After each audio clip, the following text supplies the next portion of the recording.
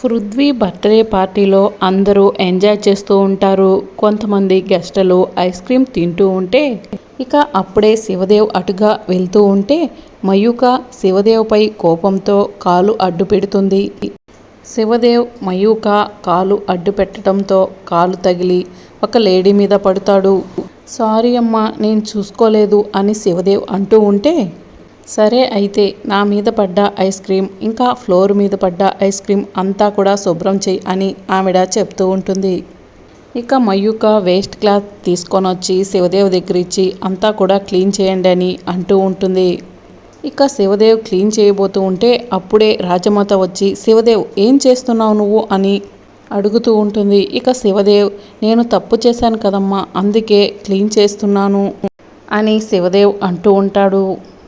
తప్పు చేసినప్పుడు క్లీన్ చేయాలి కదా, పోనీ ఆయన చేయకపోతే మీరు చేస్తారా అని రాజమాతని మయూక అడగడంతో ఇక రాజమాత తన కాళ్ళ దగ్గర పడ్డ ఐస్ క్రీమ్ని క్లీన్ చేయబోతూ ఉంటుంది.